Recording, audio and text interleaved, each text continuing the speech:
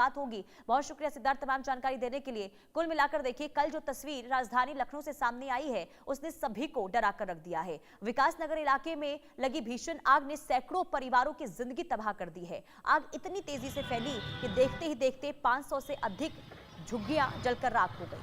लोगों की पूरी गृहस्थी, जरूरी सामान और जीवन भर की जमा पूंजी पल भर में खाक हो गई। घटना के बाद पूरे इलाके में अफरा तफरी और दहशत का माहौल वहां पर देखने को मिला। आपको ग्राउंड जीरो से सैयद फिरोज आलम की रिपोर्ट दिखाते हैं।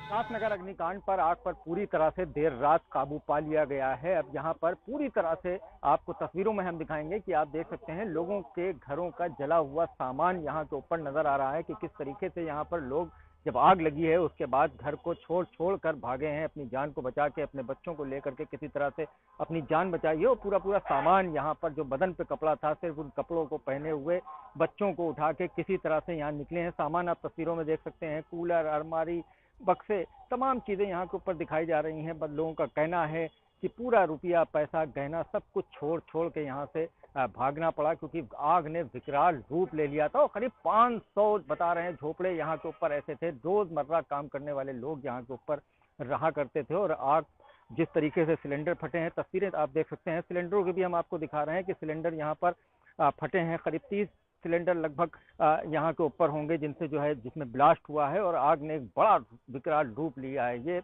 विकास नगर का इलाका है। करीब 500 झुग्गियों में यहाँ पर लोग रहा करते थे। 20-20 साल से यहाँ के ऊपर लोग जो हैं रहते थे। रोज काम करने, मजदूरी करने वाले लोग यहाँ के ऊपर थे। बड़ी संख्या में ऐसे भी लोग थे जो घरों पे बच्चों को छोड़ करके अपने अपने काम पर गए हुए थे। उन लोगों को बाद में सूचना मिली कि आग लग गई है, किसी तरह से पहुंच करके जो है अपने अपने घर के बच्चों को निकाला है। फिलहाल यहाँ पर आग पे पूरी तरह से काबू पा लिया गया है। लोगों के जो है वो सामान यहाँ पर साफ तौर पर तस्वीरों में देखा जा रहा होगा कि तमाम बक्से, अलमारी, कूलर, सब चीजें इन लोगों की इसी तरह से तबाह हो गई हैं। कभी अगर बात करें तो इसी झोपड़ों में जो है लोग रहा करते थे, साथ में खेला करते थे, लेकिन आज सिर्फ यादें ही रह गई हैं। और एक वीरानियत यहाँ पे देख सकते हैं कि सैकड़ों की संख्या में जो लोग थे यहाँ के ऊपर अब बेघर हो गए हैं। यहाँ पर सरकार और शासन प्रशासन की मदद से लोगों को रैन बसेरों में और अन्य जगहों पर रहने का इंतजाम किया जा रहा है। फिलहाल बड़ी संख्या में अभी भी ऐसे लोग हैं जो इस वक्त भी सड़कों पर पड़े हुए हैं। तमाम सामाजिक सेवी संस्थाएं जो हैं उन लोगों को राहत पहुंचाने की राहत सामग्री वितरित कर रही हैं, उन लोगों को खाना दे रही हैं, पानी दे रही हैं, लेकिन लोगों का रो कर बुरा हाल है, क्योंकि सब कुछ छोड़कर सिर्फ बदन पे जो कपड़ा था उसको पहन के ही वो लोग वापस आए हैं, लेकिन अपनी किसी तरह जान बच जाए, अपने बच्चों को निकालकर बाहर निकले हैं। इंडिया न्यूज के लिए लखनऊ से सैयद फिरोज आलम।